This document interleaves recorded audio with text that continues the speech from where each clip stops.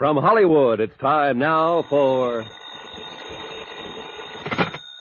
Johnny Dollar. Ben Gartley, Johnny. Amercon Northern Trust. Oh, hiya, Ben. What do you hear from Wall Street? Save your money. What money? The money I'm going to pay you for this case. I've got a crazy one, Johnny. So naturally you thought of me. Nothing personal. Look, it's a trust setup. Cumulative endowment insurance rider. Big deal. Over $250,000, maybe $500,000. From whom to whom? From a Mrs. Ezra Gramley, widow, to her granddaughter, Susan. So? Mrs. Gramley owns the Flint Rock Ranch in Nevada. Never heard of it. Our representative out there is Jonas Parks. He's the president of the Flint Rock First National Bank. Never heard of it.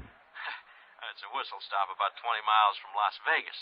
That I've heard of. Parks started the deal rolling, and then he got cold feet, and now he's yelling for help. Thinks the old lady may be crazy. I mean, literally. And there does seem to be a reasonable doubt. Unless Parks himself is crazy. Well, that's also a possibility, Johnny.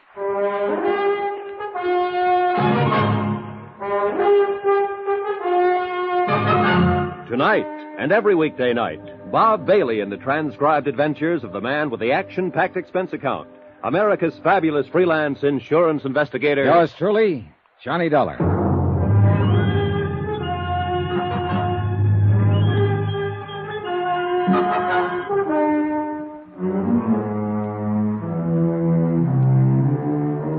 From Special Investigator Johnny Dollar to the Home Office, Amercon Northern Trust Company, Hartford, Connecticut.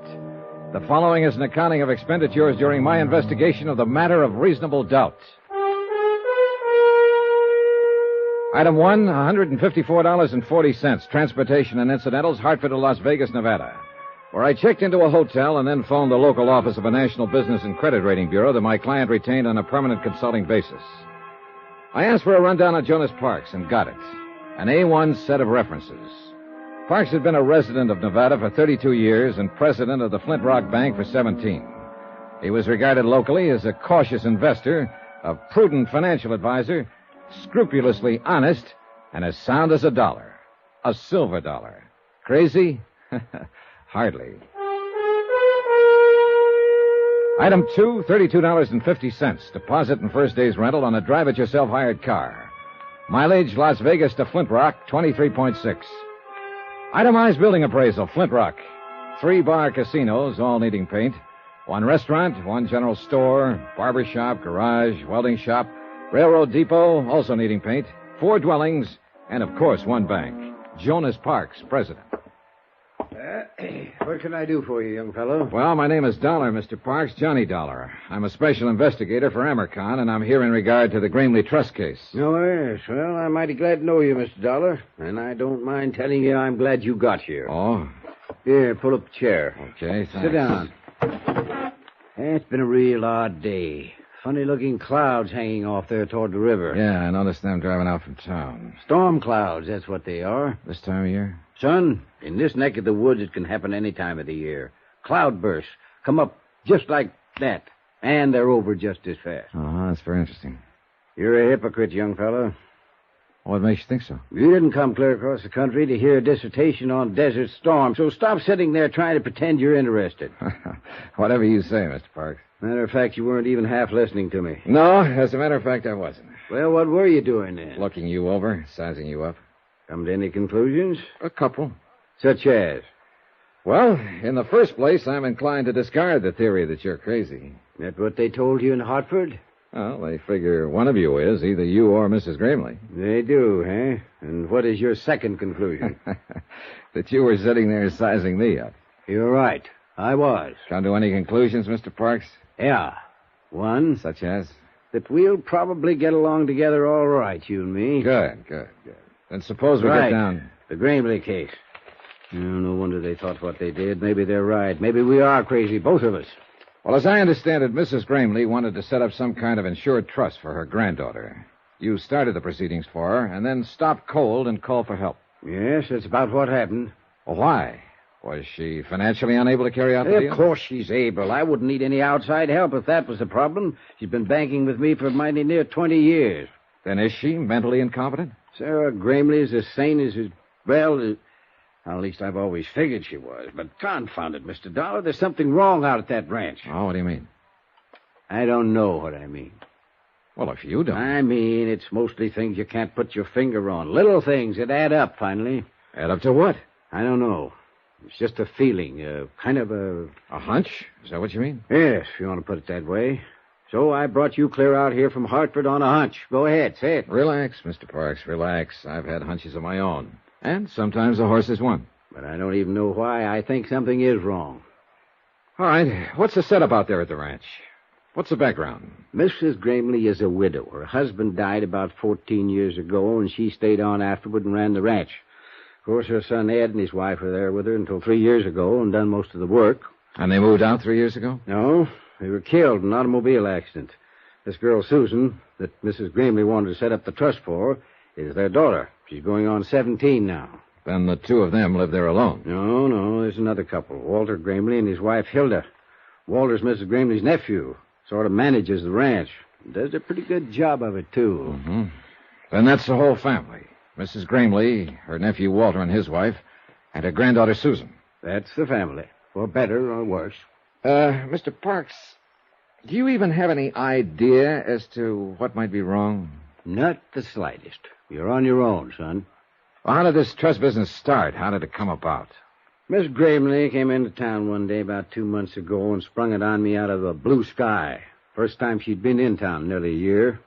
Did she say why she wanted to set up the trust? No. She said it was nobody's business but her own. She's changed a lot in the last year. She's not herself anymore. And the trust was intended in its entirety for her granddaughter Susan. That's right. Within the next 3 years, she wanted the whole estate transferred to the girl. Did Susan know about it? According to Mrs. Gramley, nobody knew about it, and she didn't want anybody to know. All right, then. You started the ball rolling, and then you stopped it. Her nephew, Walter, came in to see me last week. He knew something was up, and there was no use trying to lie to him. When I told him what she was doing, he said that she would never go through with it. So? Oh, I went out to the ranch to see her. Laid all the cards on the table. I told her what Walter had said. Oh, what was her reaction? She said maybe he was right. Maybe she wouldn't go through with it. Then she started rambling, not even making sense, talking about the auto accident and her son's death. But before I left, she told me again that I should keep pushing the trust, get it set up. So you called for help? I called for help. Well, I guess I'd better go talk to the lady. That's not going to be so easy. Why not? Walter won't let a stranger on the place. You mean he's holding her captive? No, I think he believes she's losing her mind, and he's trying to keep it quiet. And what do you believe, Mr. Parks? I don't know. Well, maybe we can find out. I hope so. Just one thing, though. Be careful. Of what? I don't know. Jonas Parks had one other suggestion, that I pretend to be a special investigator for the Cattlemen's Association. I agreed to try it.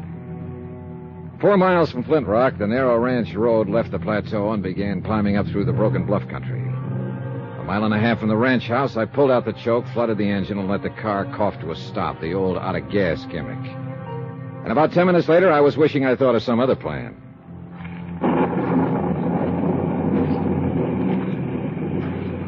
When Parks said cloudburst, he wasn't exaggerating. The rain came down in sheets. In 60 seconds, I was soaked through. And in another 2 minutes, the dry ground was a muddy bog. I kept on walking, or trying to walk, and the footing got worse. By then, I'd had it, or at least I thought I had. I hit the mud, rolled into a pile of boulders, and pulled my gun. A man was riding slowly toward me on a horse, holding a rifle over his arm. I edged down between the rocks, took a sight on him, and waited. Whoa there. Whoa.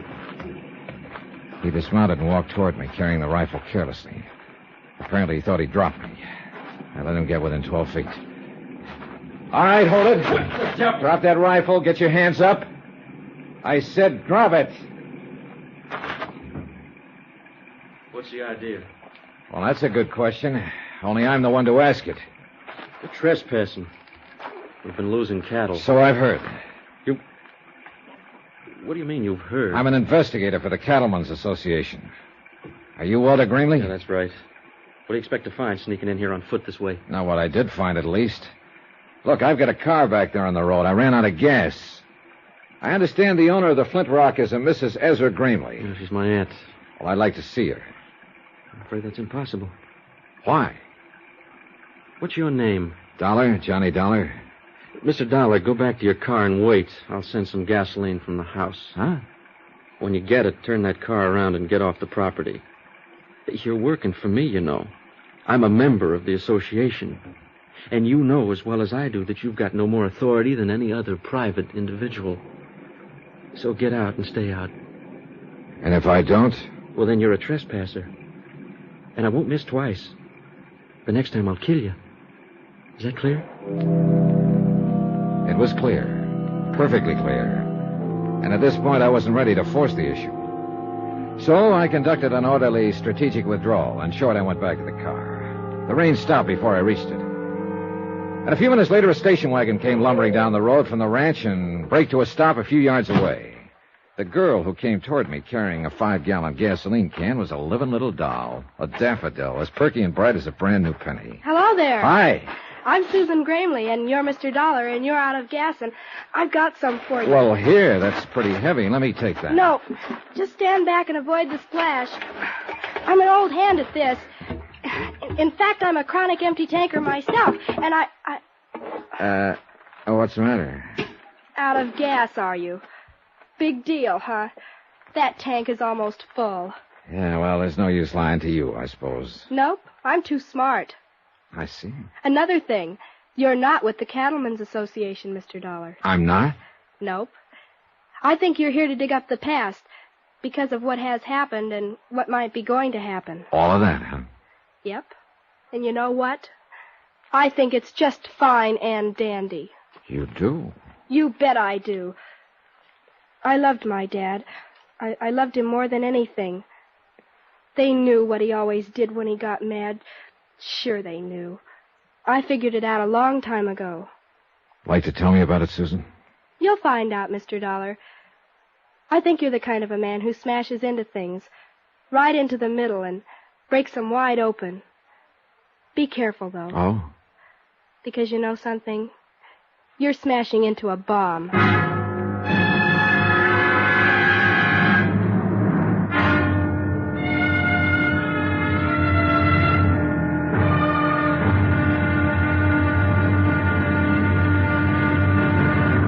Now, here's our star to tell you about tomorrow's intriguing episode of this week's story. Tomorrow, the dead past speaks in a musty morgue, or tries to.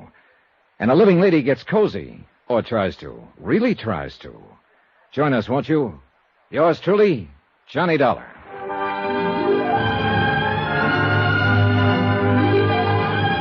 Yours truly, Johnny Dollar, starring Bob Bailey, is transcribed in Hollywood. Written by Les Crutchfield, it is produced and directed by Jack Johnstone. Be sure to join us tomorrow night, same time and station, for the next exciting episode of Yours truly, Johnny Dollar. Roy Rowan speaking.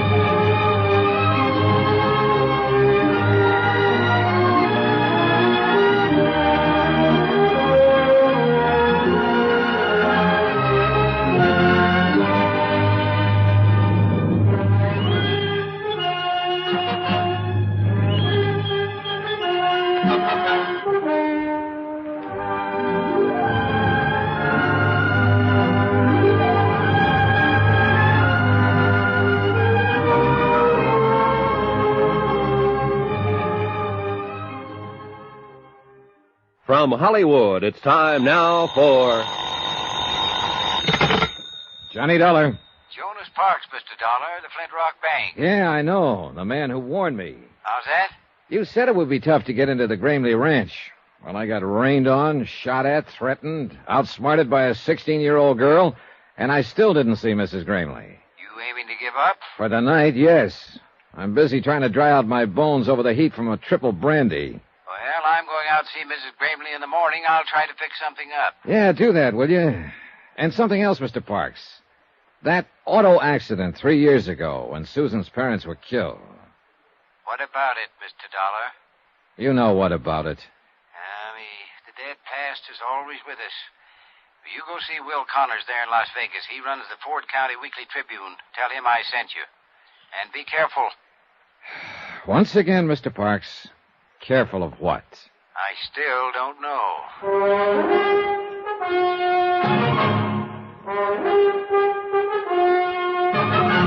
Tonight, and every weekday night, Bob Bailey in the transcribed adventures of the man with the action-packed expense account, America's fabulous freelance insurance investigator. Yours truly, Johnny Dollar.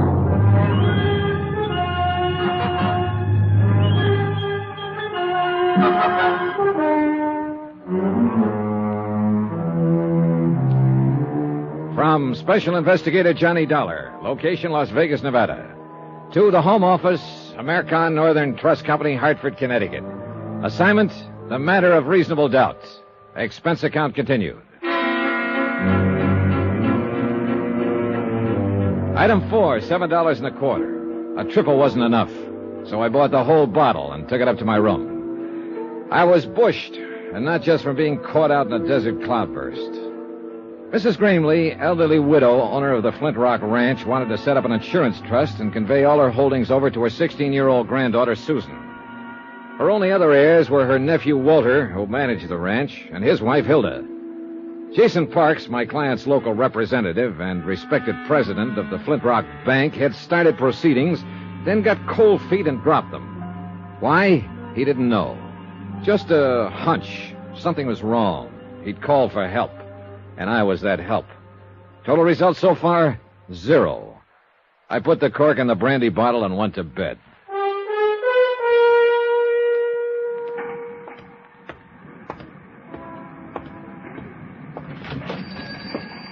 I'll be with you in a minute, young fellow. No hurry. The Weekly Tribune, like 1,000 other Weekly Tribunes across the country. Not competing with the big dailies, not even trying to. Printing the little things, homey things, and hanging on. One-man office, editor, publisher, reporter, proofreader, and at the moment, linotype operator. A guess, of course, but the man at the linotype looked as though his name just had to be Will Connors. My name is Will Connors. What can I do for you? I'm Johnny Dollar, Mr. Connors. Jonas Parks out at Flint Rock suggested Yeah, Jonas called me this morning, said you'd probably be in. Glad to know you. Thanks. Same here. He said you'd most likely be asking all sorts of crazy questions. And I was to, Humor me? Well, you might put it that way. Said I was to answer them if I could. Did Mr. Parks tell you who I am? Nope. Didn't ask him. Jonas and me been friends for 20 years, and if he says you're all right, then that's good enough for me. Well, thanks to both of you. Just one thing, though, Mr. Dollar. There going to be a story in this? Maybe. Any chance giving me a scoop on it? Scoop? I haven't heard that word in years. I ain't had one in years. In fact, I ain't never had one. Always have to get my front page stories by reading these here Las Vegas dailies. Yeah, bunch of smart alecks getting telegraphs from Moscow and Paris and France and all them places. Anybody can get scoops that way. But me, I got to get out and scratch for what I print. Well, I'll... Oh, it sure do me good to put one over on them dudes. I'd get me out an extra. A big banner headline on it. Got the type for it, too. Never been used. Exclusive. Right across the top.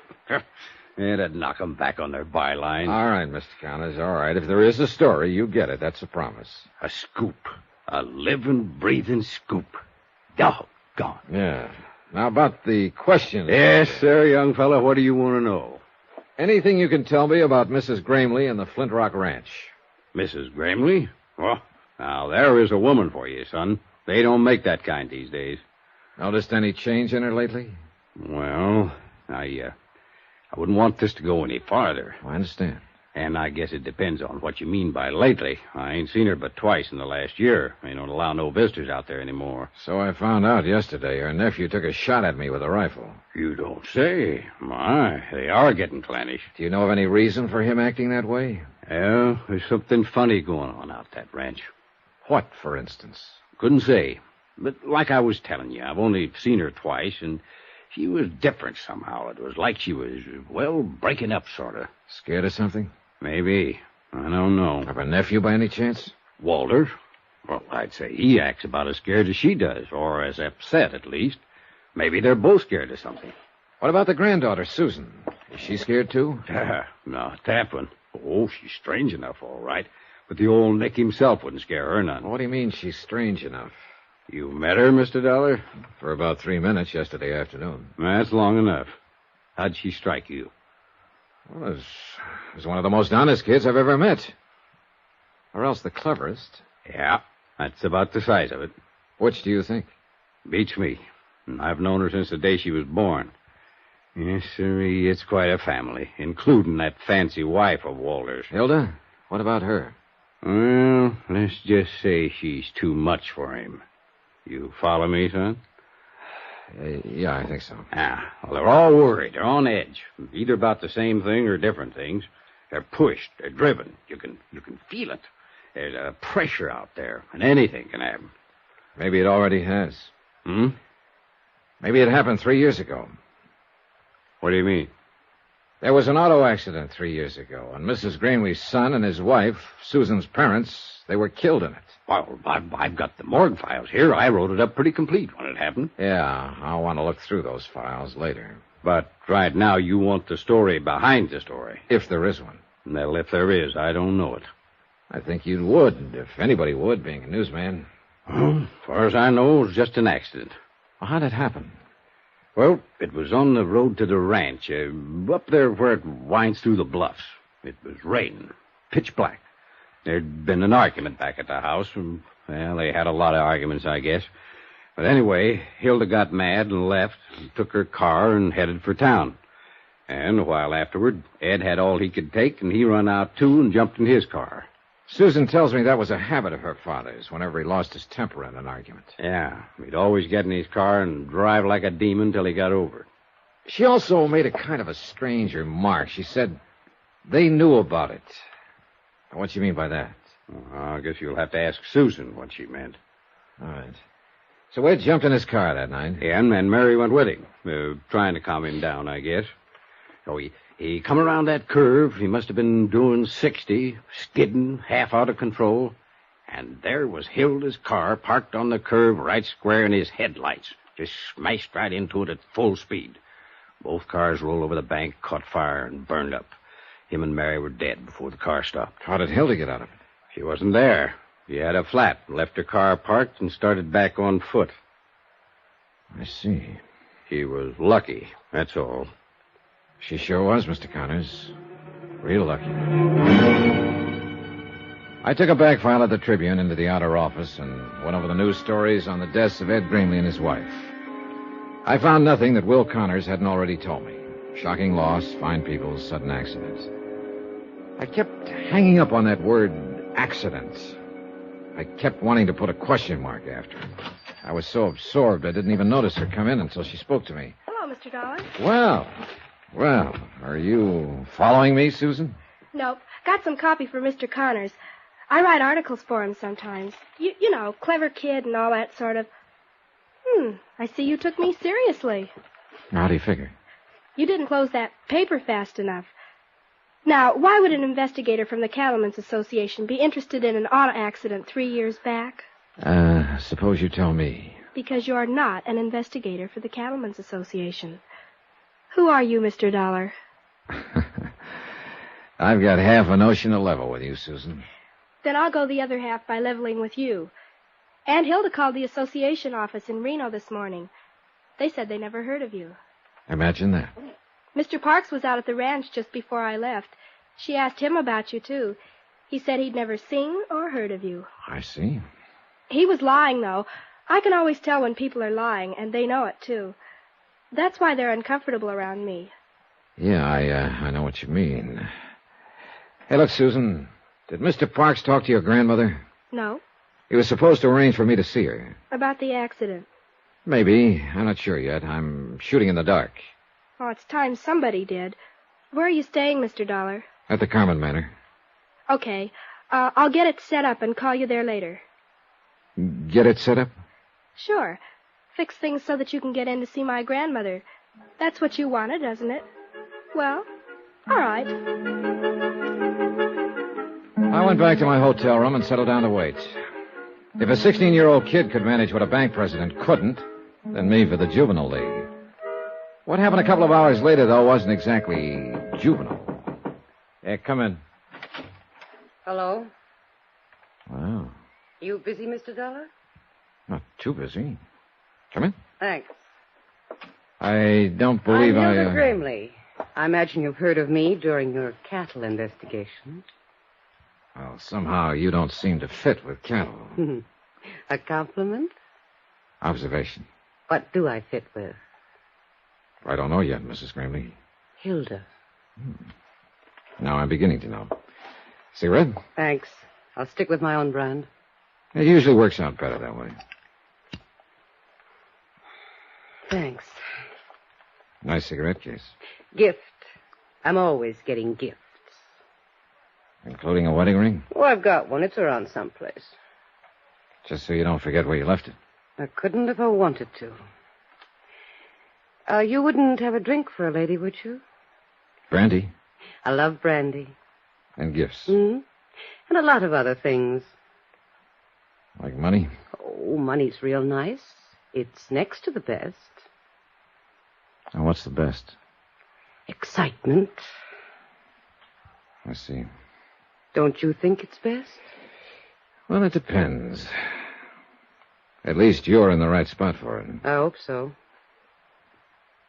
Look, I haven't got any money, and I never give gifts. You've got brandy, though.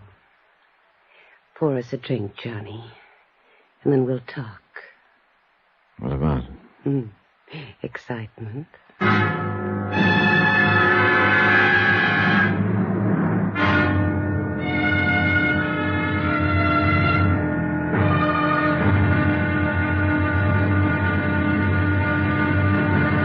Now, here's our star to tell you about tomorrow's intriguing episode of this week's story. Tomorrow, a worried old lady shows her mettle, a gambler shows his hand, and the game gets tense, tight, and a little bit frightening.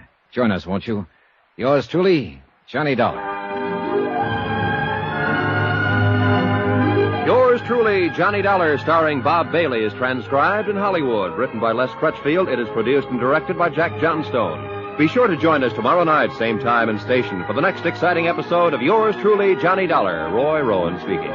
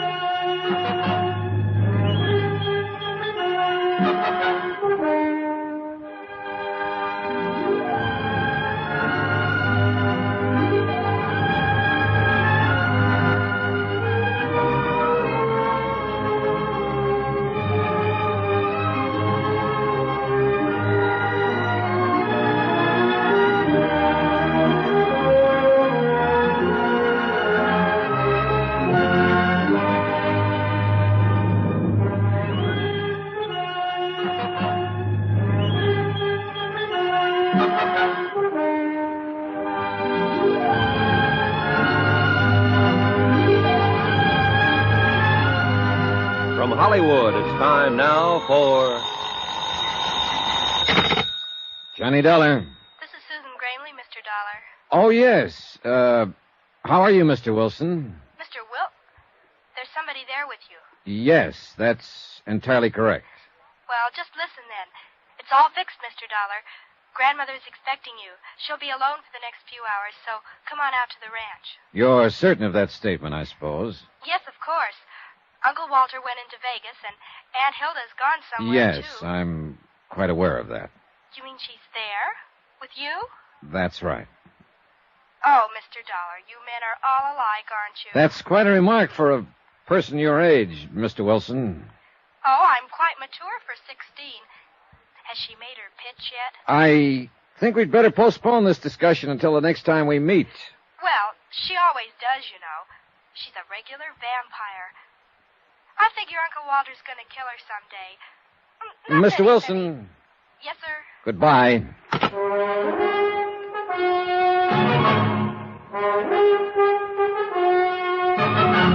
Tonight and every weekday night, Bob Bailey in the transcribed adventures of the man with the action-packed expense account, America's fabulous freelance insurance investigator. Yours truly, Johnny Dollar.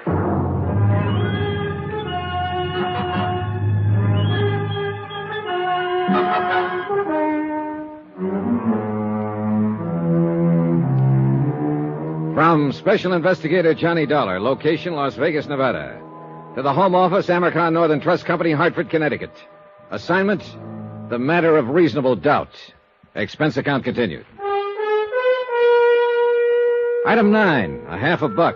Tip to the hotel bell captain to call a taxi for Hilda Gramley and to wave goodbye to her as she drove away. I do not include the 6 brandies she guzzled. Those are on me. Of course, she had knocked on my door uninvited, so that made it her party. But still, it was my room, so that made her my guest, so... forget it. The whole thing left me too confused to itemize it.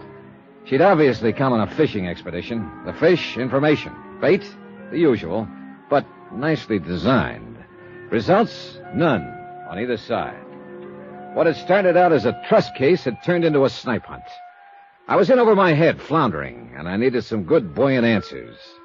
I was hoping Mrs. Granley herself could supply a few of them. I'm very glad to meet you, Mr. Dollar.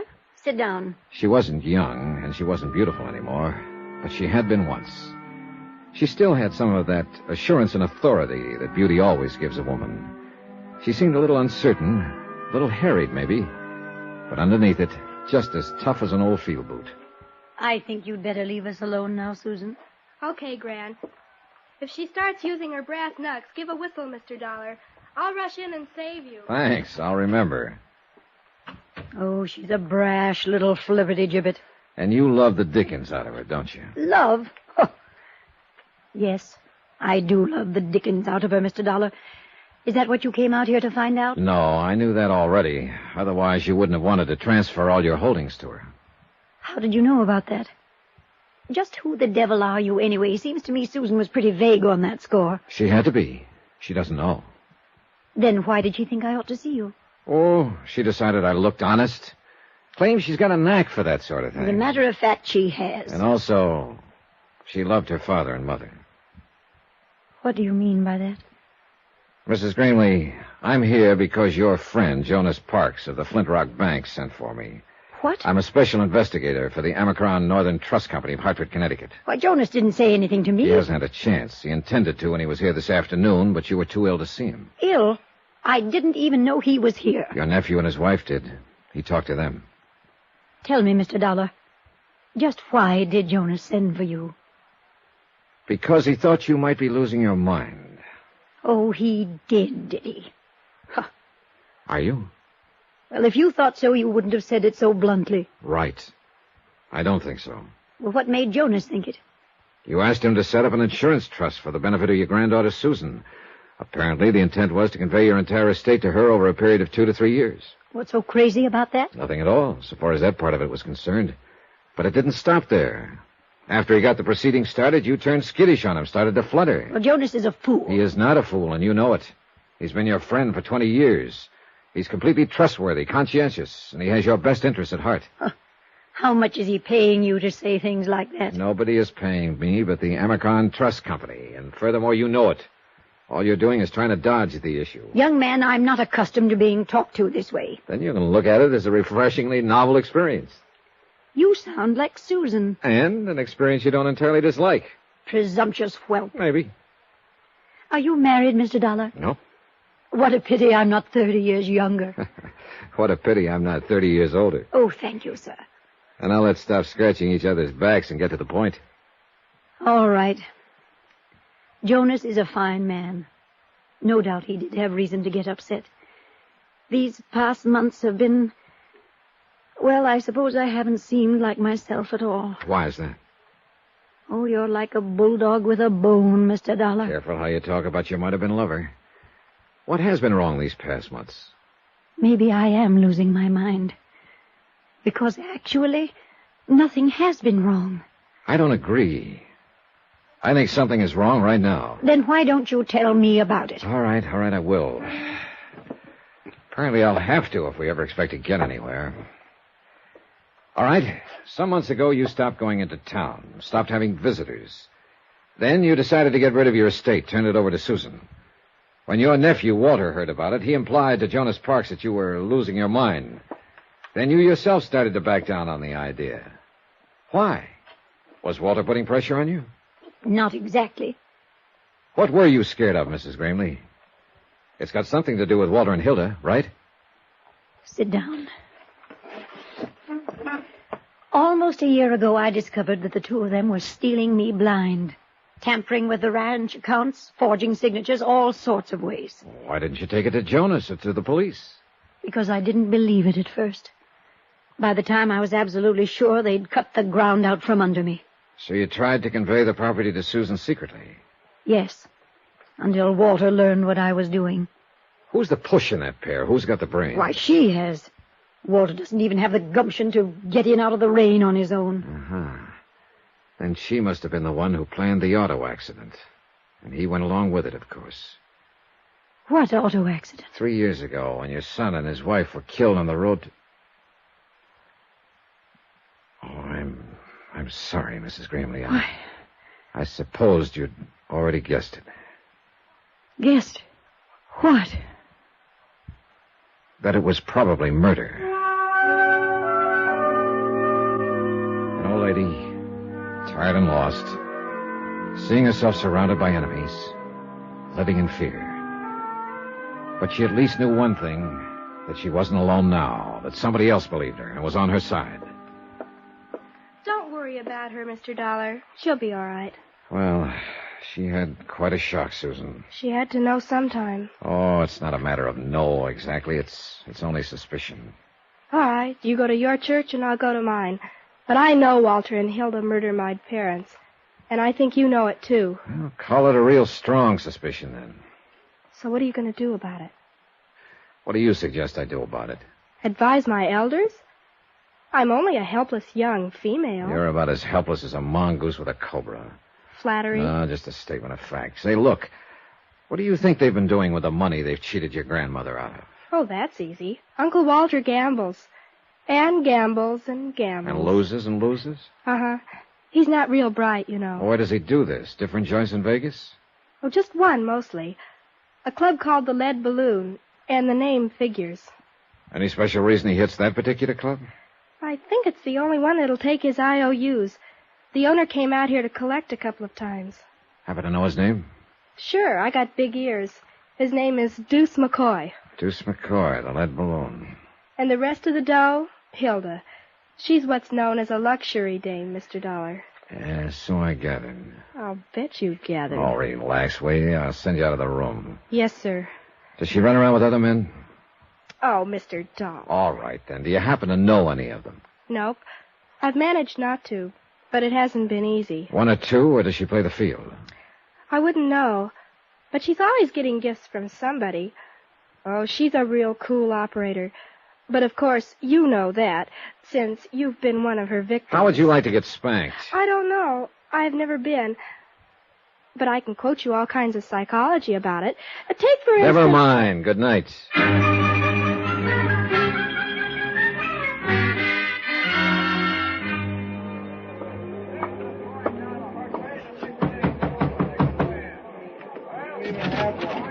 Yeah? Your name McCoy?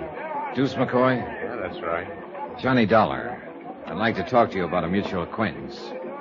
What mutual acquaintance? Walter Grimley. He's across the room there at the moment, bucking one of your craft tables. Come on in, Dollar. Thanks. All right. Now, what about Grimley? How much is he into you? Nobody gets into me. You've been taking his IOUs, haven't you? He buys them off. Holding any now? Look, what's the pitch? Huh? What racket are you in? Insurance. What's that got to do with Grimley? I don't think he's a very good risk. Mm-hmm. Meaning? He's probably going to be doing time for embezzlement before long. So why are you telling me about this? Well, I thought you might be interested, since you've been taking his IOUs. Oh, you're big-hearted, is that it? You're just being neighborly? You might put it that way. Yeah, and I might not. Now, what is your angle? Is Grimley a personal friend of yours? No more than any other sucker out there at the table. Then you wouldn't know where he gets the money he loses. Well, that I never ask. And I don't suppose you'd know his wife. Oh, he's married, is he? Her name is Hilda.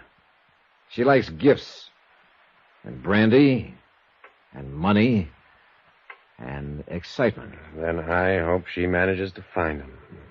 Whoever she is. Oh, she does, one way or another.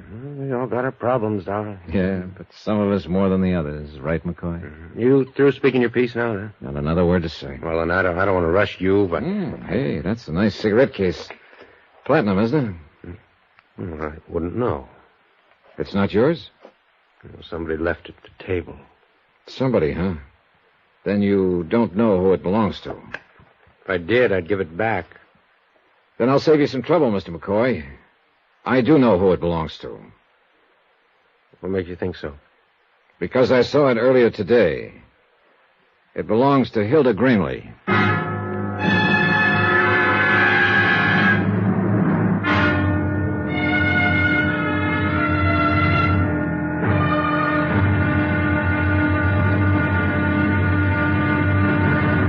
Now, here's our star to tell you about tomorrow's intriguing episode of this week's story. Tomorrow, the pressure hits the top and the whole mess starts to crack. Join us, won't you? Yours truly, Johnny Dollar.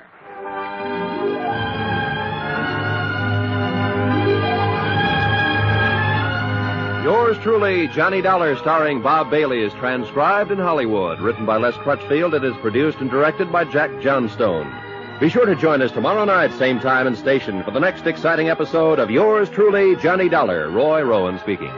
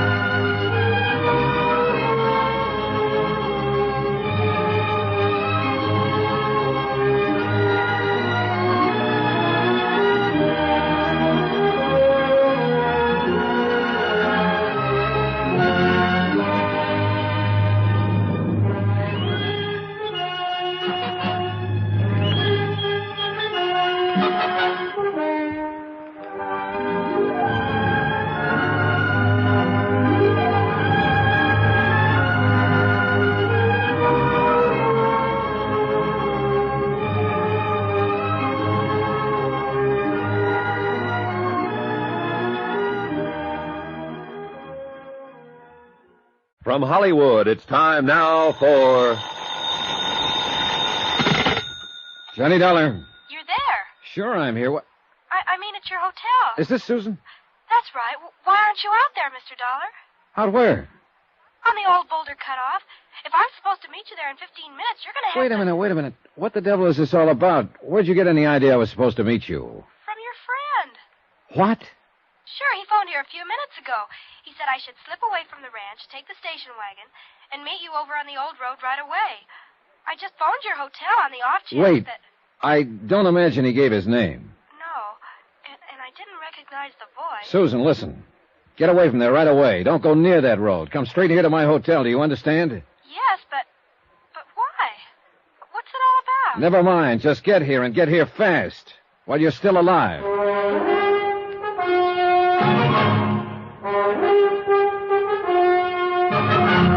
Tonight, and every weekday night, Bob Bailey in the transcribed adventures of the man with the action-packed expense account, America's fabulous freelance insurance investigator. Yours truly, Johnny Dollar.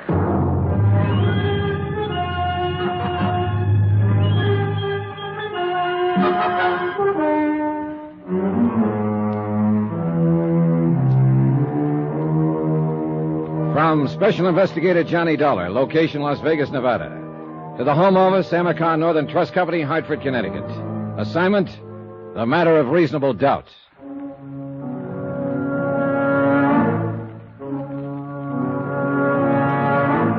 It was only 9:30 p.m., less than 2 hours since I'd thrown my rock into the pool to stir up the fish. I'd expected results, sure, but not this fast, and not this deadly. I'd picked a gambling casino owner named Deuce McCoy as my broadcaster. And I'd let him know who I was, why I was here, and what I was going to do. Apparently, the news had gone out fast. But I couldn't figure this move. Even with young Susan out of the way, they still couldn't get their hands on her grandmother's estate. It didn't make sense. At least, not right then. One thing, though, that I was sure of. If Susan Gramley had driven out that deserted road alone, she'd have never come back. Not alive. Who is it? It's me, Mr. Dollar. All right. Just a second. Well, come on in, Susan. Thanks. I guess it's I, though. I mean to be correct. I don't care whether it's I or me, just as long as it's you. Say that again? Oh, skip it. You have any trouble? I missed the green light at Fremont and Fifth. Anybody follow you from the ranch? Nope. Who was there when you left? All of them. Uncle Walter and Hilda had just come in. Together. Can you beat it? Well, then it wouldn't have been Walter who phoned you. Oh, not him. He's got a kind of a sneaky undertone. I'd have recognized him right away. And you didn't recognize the voice on the phone? No. He didn't say much, just that he was a friend of yours, and you wanted me to meet you right away, so I said okay, and he hung up. I see. Well, maybe you do, but I don't. Well, what did you mean when you said, get here while you're still alive? I wish I knew. Look, Susan, that phone call wasn't just a practical joke. Then you do know. I know somebody was trying to get you out on that desert alone tonight, and they weren't trying it just for laughs. You mean they... I mean the luckiest thing you ever did was to pick up that phone and call this hotel. But why, Mr. Dollar? Why would anybody want... That's what I don't know. I don't see what they'd hope to gain by it. They know the trust hasn't been set up yet. Your grandmother's still in control of the property, not you. Look, excuse my ignorance, but I don't think I know what you're talking about. Well, maybe it's time you did, since you seem to be right in the middle of it now. Look, your grandmother decided to set up an insurance trust and convey all her holdings over to you. To me? Gran was going to do that. Jonas Parks at the Flint Rock Bank started proceedings, then got cold feet. He got the idea there was something screwy behind the whole thing. So he wired Hartford, and the trust company sent me out here to investigate. But Gran never said a word. She didn't even mention it. She was scared to death. Afraid Walter and Hilda would find out and block her off, have her declared incompetent, get control of the estate, and leave you clear out in the cold. She thinks a lot of you, Susan. Gran's the most, isn't she? How did she seem when you left? Back on her feet? Oh, better than she's been in months. More relaxed. I guess she's counting on you, Mr. Dollar. Yeah, well, I wish I could be sure she could. Look, that phone call I got, if Uncle Walter and Hilda weren't behind it, then who was? Oh, I don't know. I'm pretty certain that by now they know who I am and why I'm here. And they know I'm out to get them. I dropped the word a couple of hours ago. I figured they'd react all right, but I didn't expect this move against you. But there has to be somebody else in on it, Mr. Dollar. Neither of them made the phone call. Yeah, I know. But nobody else even knew about the trust. Jonas Parks did, and Will Connors of the Weekly Tribune. But they've been friends of Gran's for years and years. They wouldn't do anything to harm her. I didn't say they would. And they couldn't have had anything to do with the accident that killed my parents. Nobody could have, except Hilda and Uncle Walter. Unless, of course, it was just an accident. Oh, you know better than that, Mr. Dollar. Oh, I'm beginning to wonder if I actually know very much about any of this. Susan, listen. How scared are you? Oh, I'm not scared at all. I'm just bewildered, I guess. Good. Then you won't be afraid to stay here alone for a while. Of course not. Sounds kind of grown up, in fact. Yeah, well, all right then. Don't leave the room. Keep the door locked and don't let anybody in. If someone should try, call the manager and have him call the police. Don't answer the phone unless it rings twice. That'll be me. Got it? Got it. Good. Hey, there are a couple of magazines there on the nightstand. Can I ask you what you're going to do, Mr. Dollar? Sure, you can ask. See you later, Susan. Stinker.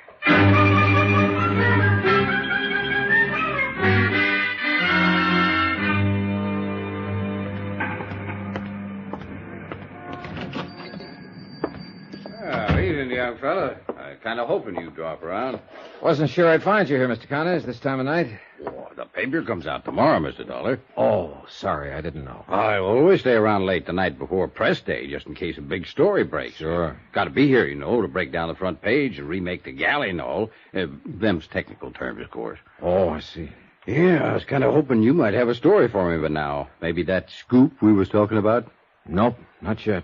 Well, I can hold the press until 9:30 a.m. in the morning, but that's the last doggone final 0 hour. And a minute later, come calamity, cataclysm, or high water, the Tribune has got to roll. Yeah, sure. Well, maybe you'll have your scoop before 9:30, Mr. Connors. You mean you're working on a clue? Check.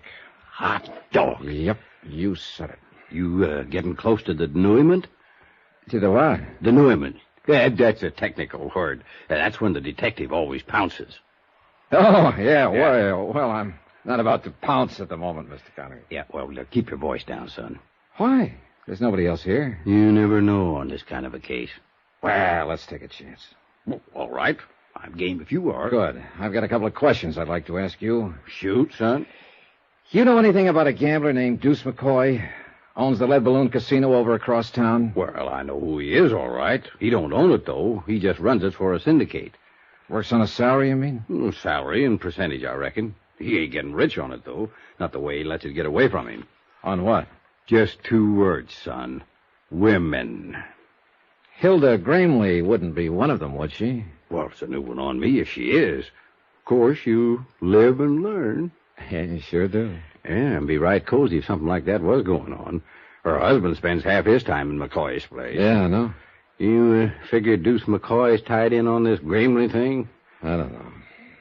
You want to do me a favor, Mr. Connors? Well, just sing it out, young fella, with the scoop. Well, listen, young Susan Gramley is in my room over at the hotel. You don't say so.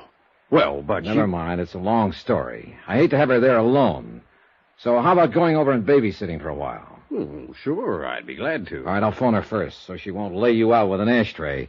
And I'll keep in touch with you. If there's a story, you'll get it. Meanwhile, clam up. Right. I'll see you later. Yeah, do you pack a gun, Mr. Dollar? Sometimes. Why? Deuce McCoy does, too. All the time.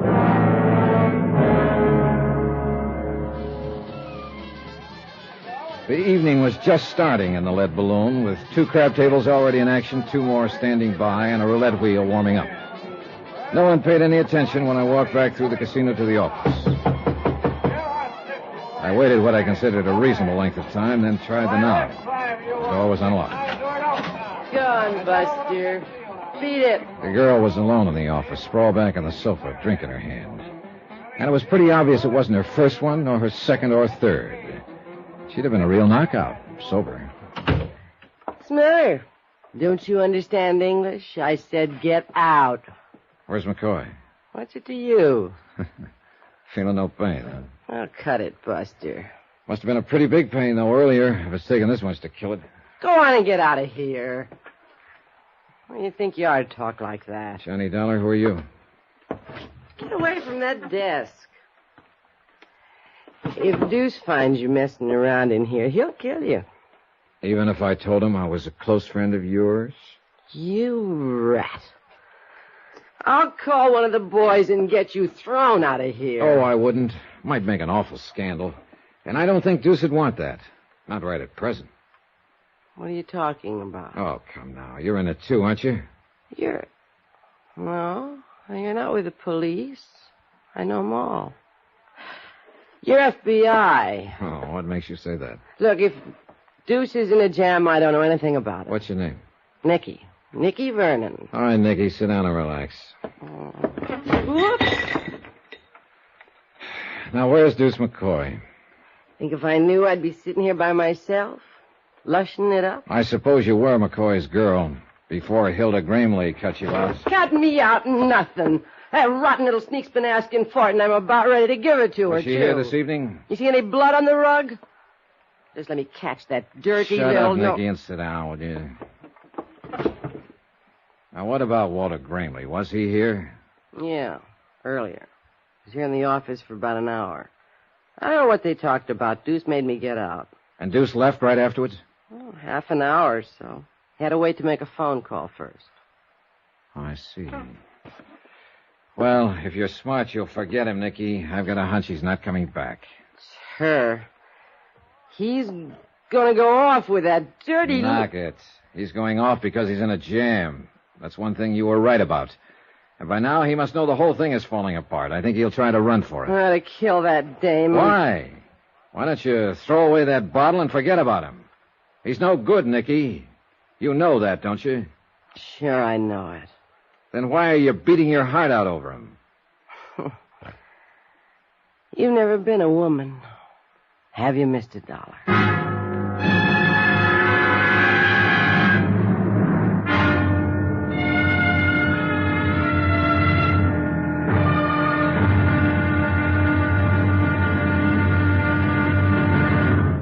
Now, here's our star to tell you about the final intriguing episode of this week's story. Tomorrow, I tag the pitch too late, and a runner gets home. The score? 1-0 in favor of death. Join us, won't you? Yours truly, Johnny Dollar.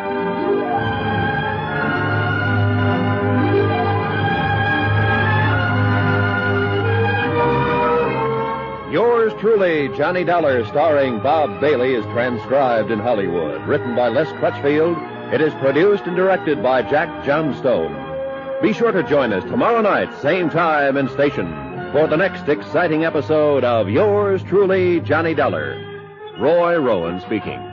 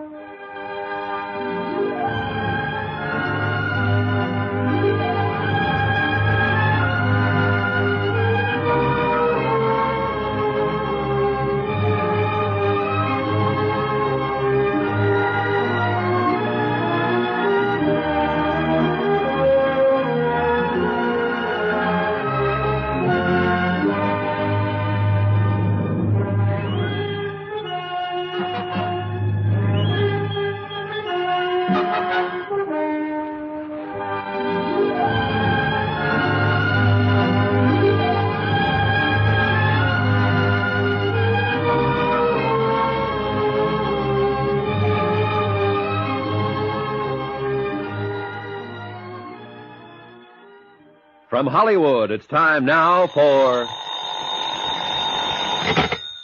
Johnny Dollar. This is Mrs. Gramley, Mr. Dollar. Oh, good. I understand you were trying to reach me. I just told your nephew, Walter, that if he didn't have you on this phone within 3 minutes, I'd be out there at the ranch with a posse of police. Oh, I'm afraid there's some mistake, Mr. Dollar. You see, I told Walter I didn't wish to talk with you. You what? I admire your persistence, young man, but... Are you saying this of your own free will? You're not being forced? How ridiculous. Who's there with you? Just my nephew, Walter, and his wife, Hilda. Surely I'm coming out there, Mrs. Gramley. Mr. Dollar, You were sent out here from Hartford to investigate an insurance trust I was arranging for my granddaughter. Well, I've decided not to set up the trust, so there's no further reason to involve yourself in my affairs. Good night, Mr. Dollar. Hello. Hello. What have you got cooking with the Gramleys anyway, Mr. Shut up, Nicky. Let me think.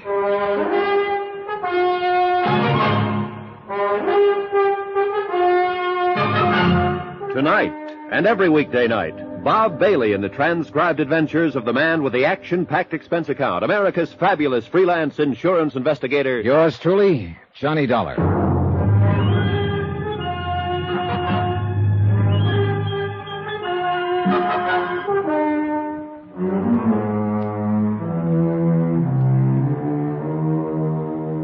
From Special Investigator Johnny Dollar, location Las Vegas, Nevada, to the Home Office, Amercon Northern Trust Company, Hartford, Connecticut. Assignment, the matter of reasonable doubt. Expense account, final page. Item 12, 75 cents. I had a pint of black coffee sent in for Nikki Vernon, girlfriend of missing casino operator Deuce McCoy. She'd been overworking a bottle of scotch, and I figured the coffee would help clear the fumes. And it might have, if she'd drunk it. No, take it away. I don't want any coffee. I couldn't figure that phone call from Mrs. Gramley. She knew her nephew and his wife had been stealing from her. That's why she'd started to set up the trust to save the estate from them and turn it over to her young granddaughter, Susan. And she knew also, after I told her, that Walter and his wife had probably contrived the auto accident that had killed Susan's parents. And yet now she seemed to have reversed her whole attitude. Maybe Jonas Parks had been right. Maybe there was a reasonable doubt as to her sanity. Maybe a lot of things. But all of the answers were out there at that ranch. She's to blame for it. Things were all right with Deuce and me till she came messing around. If it hadn't been Hilda, it would have been somebody else. A whole lot you know about it. Oh, why don't you drink some of that coffee, Nicky? I don't want any coffee. Okay, suit yourself. Go ahead and enjoy your broken heart, then. Kill the rest of that bottle if that's what you want. Cry up a storm. Live it up. Wallow in it. I'll get that dame. It's the last thing I ever do. For what? You ought to thank her for getting that rat off your neck. What'd you have to turn him in for? Deuce never did anything to you. He never had the chance. Oh, what's he supposed to have done that's so horrible? It's more what he tried to do. Oh, sure. You happen to know young Susan Gramley? Yeah, I've seen the kid. Why? Well, your lover boy phoned her out at the ranch earlier this evening, disguised his voice, said he was a friend of mine. He tried to get her to meet him on the old Boulder Cutoff out in the middle of the desert. If you think Deuce would try to date up a 16-year-old kid, you're crazy. Nicky, I think he was going to kill a 16-year-old kid. It's her fault. Hilda Gramley. She and her sneaky little henpecked husband got Deuce mixed up in something. I don't imagine he was very hard to mix. That dame's been asking for it for a long time. Yeah, I know, and you're about ready to give it to her. Well, forget it. Sober up, find the nearest exit, and then run like the devil. I want Deuce. So do the police. And they're the ones who are going to get him. They're covering the airport now, the depot, all the highways. Vegas is a tough town to get away from. He hasn't got a chance. It's just as much your husband's fault. Why didn't he keep her at home? Why did he... Oh, for the love of... You keep on playing that same old record, you're going to wear a groove right through your brain. Maybe so. Now, look, I got things to do. Are you going to be all right here alone? Well, I'm just fine. I never felt better in my life. Then you've already got it halfway made. So why don't you double up and get even? Try some of that coffee. You're a real busy guy, Mr. Dollar. You put the finger on a man with one hand, and at the same time you try to sober up his girl with the other. Sure. And if I had a broom, I'd sweep the office. Well, then why don't you go be busy someplace else? That's exactly the idea. All right, kid, you're on your own. Good luck, Nicky. Good luck? What do you care what kind of luck I have? Oh, I don't know. I picked up my car and drove out across the desert toward the Flint Rock Ranch. I couldn't quite imagine Mrs. Gramley being intimidated. The idea of Walter and Hilda standing over her, holding a gun at her head and making her say things against her will was pretty unbelievable. Faced with a threat like that, she'd probably say, shoot and be blasted. It just didn't make sense. Apparently, she really had reversed her field. But I had to hear it from her face to face.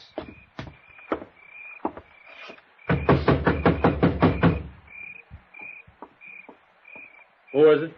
Johnny Dollar, open up. I said open up. What's the idea? Mrs. Gramley told you to stay away from here, didn't she? I don't know. There was static in the phone. I want to hear her say it again. You don't What do you mind think if you're I'm doing? Coming in?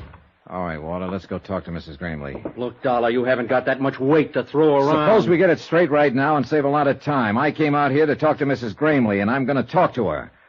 Now, if you want to go at it bare knuckle, let's get started. Or if you're thinking of that gun routine again, go ahead and pull it. I'm packing one myself.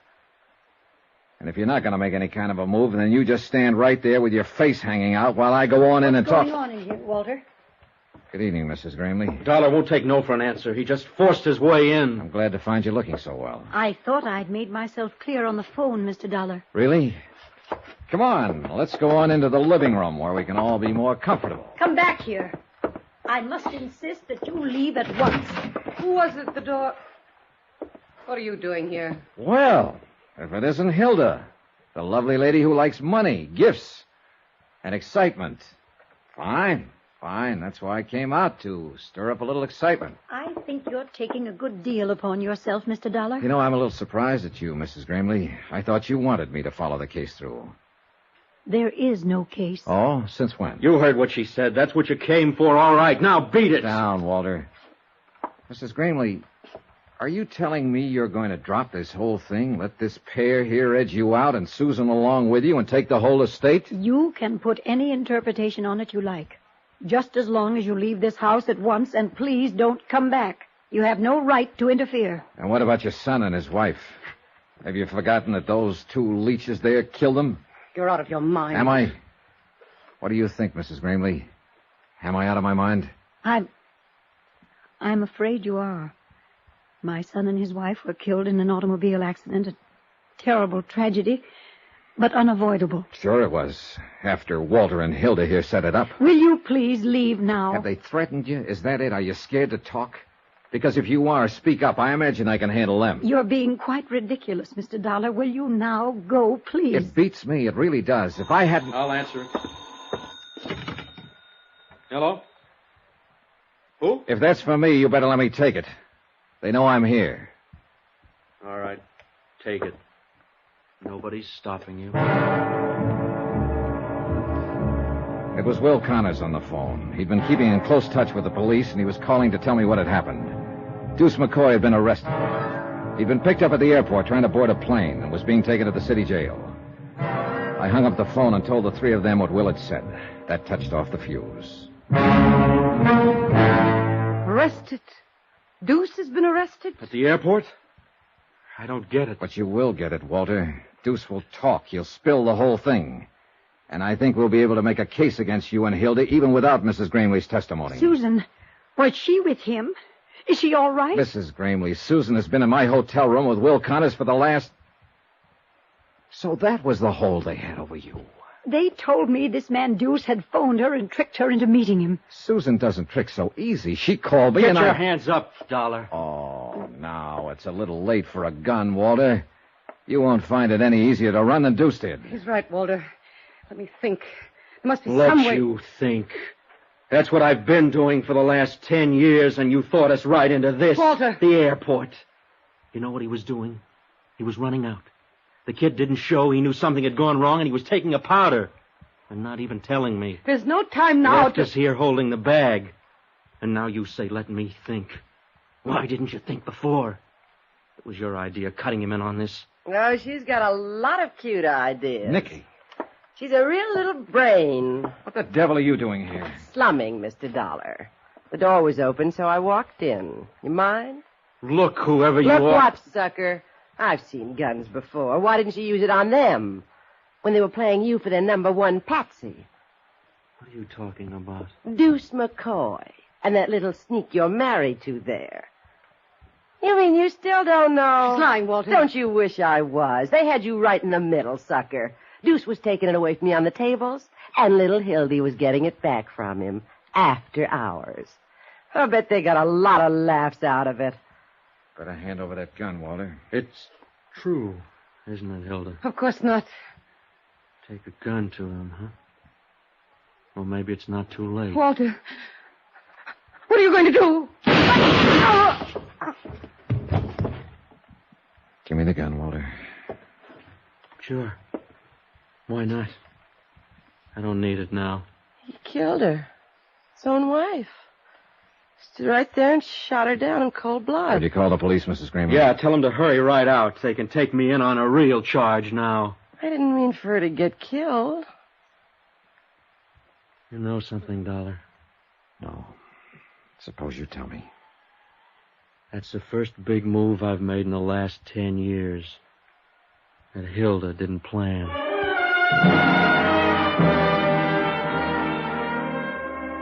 Expense account item 14, $305.20. Hotel and incidentals in Las Vegas and transportation back to Hartford. Expense account total, $596.45. End of account. Remarks? Well... I can't figure out why she had to go messing around that way when she already had a man of her own, her husband. Of course, it didn't amount to much, but not many men do. What you expect to find in this world? Pearls in all her oysters? A turkey in her soup? Well, that was Nicky, and that's the report. And that's life. Come to think of it, though, what isn't? Yours truly, Johnny Dollar.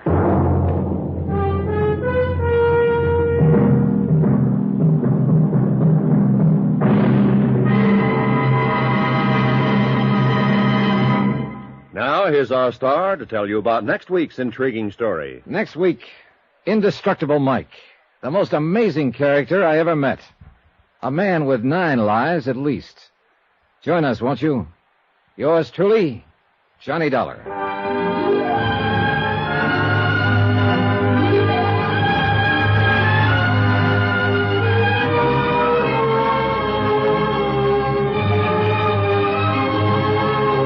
Yours truly, Johnny Dollar, starring Bob Bailey, is transcribed in Hollywood. Written by Les Crutchfield, it is produced and directed by Jack Johnstone.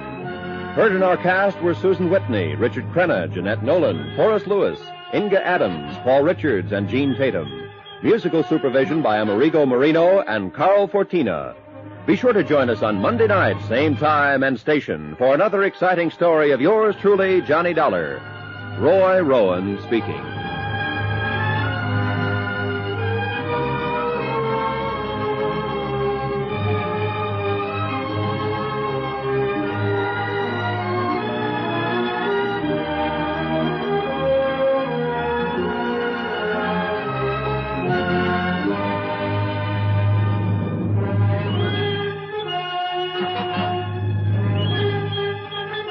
Thank you.